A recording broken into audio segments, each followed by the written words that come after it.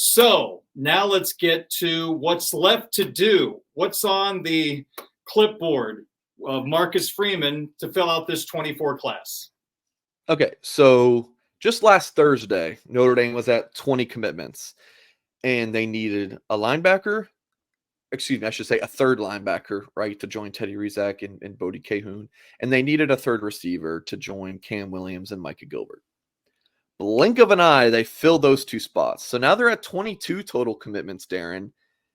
And really from here, it's just kind of too good to pass mode. That's really where they're at. Like they hit their mark of 2020, they hit their mark of 22 commits. Quarterback, 2 running backs, 3 receivers, a tight end, 3 offensive linemen. What is it? 4 defensive linemen, 3 linebackers, and 4 defensive backs. Is it 4? Or is it maybe it's 5 defensive backs? Whatever it was. They hit their mark everywhere. So yeah, now it's who can we go get a Gerby Lambert? Can we flip Justin Scott from Ohio State? Can we flip Caleb Beasley from Tennessee? So that's pretty much where the board is at.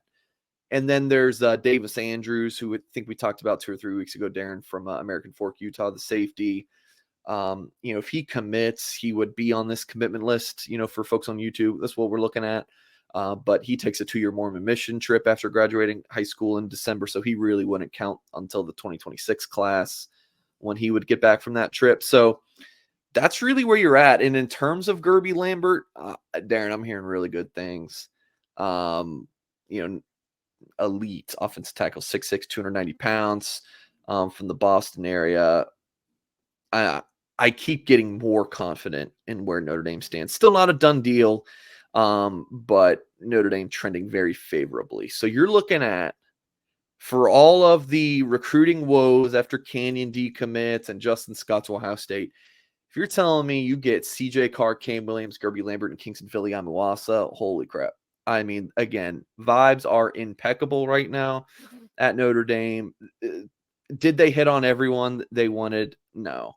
No one does in recruiting. But to get these young men, if they do land on Gerby Lambert, I mean, it's a really good class for Notre Dame. I think it's trending towards a top 10 class, which would make something that I don't think Notre Dame has ever done in the internet recruiting era.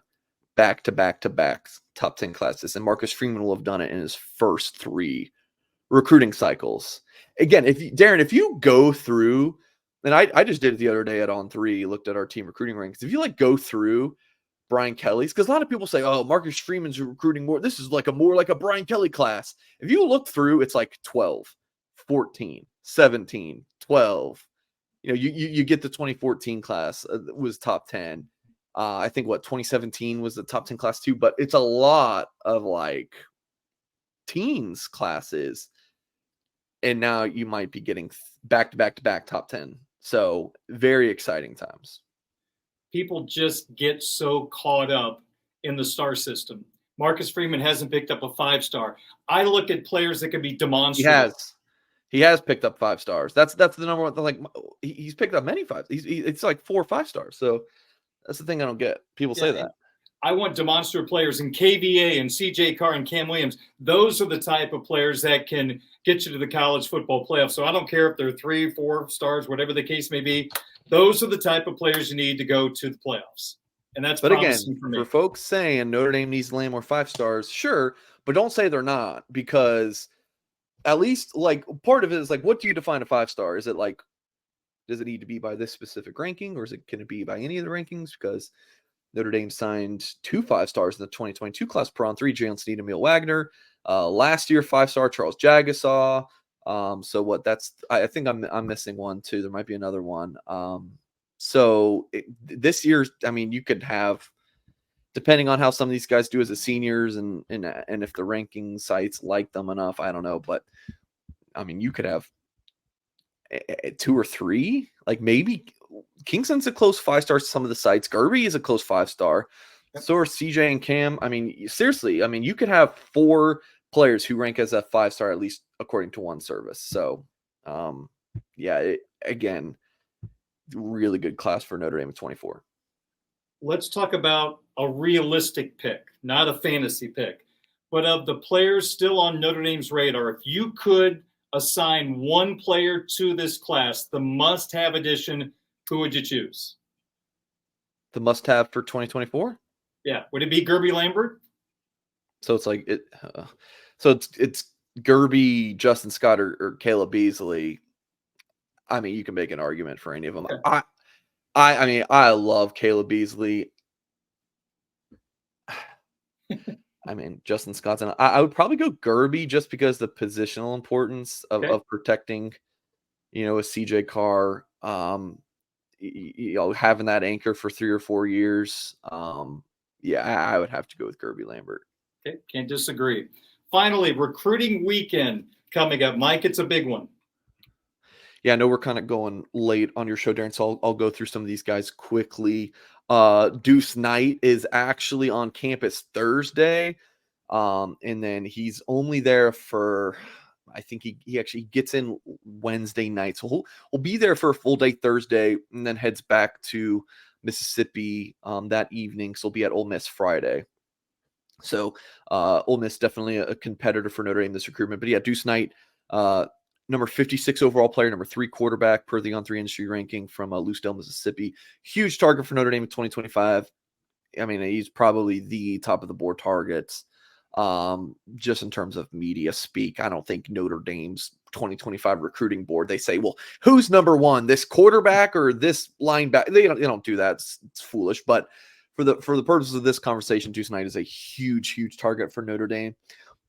So on Sunday, so again, Knight's coming in Thursday. On Sunday, they have what we've talked about in the past, Darren, the grill and chill. I've mentioned before that there was a parent who told me that the barbecue wasn't seasoned to perfection. So I've got my people on it, Darren. We'll make sure that gets happened. But yeah, the kids play games, cornhole, throw the ball around kind of stuff. So it's just like a good experience it's mainly for the 2025 class. You'll have a few 2024 commits as well. But so here's just a few of the names. Owen Strebig, a big offensive lineman from Wisconsin. I like Notre Dame to land him. He's a top 100 player per the industry ranking, 2025 class, 6'7", 295 pounds. I like the Irish for a lot of the guys who are visiting this weekend. It could be a huge recruiting period for the Irish. This is another one to keep an eye on from Connecticut, a safety, Ethan Long, 6'2", 185. I like the Irish here. I believe this will be his second or third visit to campus. Third. Yeah, he was on campus in April and again in June. I wouldn't be surprised if Notre Dame really takes a stronghold of for him and his recruitment. How about this one from Talon Taylor, Geneva Community High School in Illinois, number 59 overall player, number 10 receiver per the industry ranking in that 2025 class. We talk all the time. Notre Dame needs to land these big time players from Chicago. Well, they have a great opportunity to land one. And Talon Taylor's, this, I believe, his second trip to Notre Dame. I want to say, yeah, he visited March 25th. So really good opportunity there. And then Ike Taylor's son, former Steelers defensive back, Ivan Taylor. We saw him at the Irish Invasion Camp in June. He was a stud, and I was told that he is locked in to visit Sunday. So really nice development for the Irish. I mean, Darren, I was talking to sources about Ivan Taylor's camp performance at Notre Dame, and they said it was one of the best they've seen of a defensive back in years. So you can play safety, you can play corner. Notre Dame prefers more at corner. Again, a big-time player, top 100 prospect in the 2025 class. So that's just a few of the names visiting this week. We'll have more coverage about it at blueandgold.com as the week goes on. Which leads me into you talking about the website, blueandgold.com. Training camp is here. Recruiting continues. This is the current offer, okay? And it's a really good one. If you have a buck, and you got a buck and you can afford it on your credit card, or you got a buck in your your debit account, there you go. Summer flash sale, $1 for 1 month. This is for new subscribers only. But so what's today? The 25th.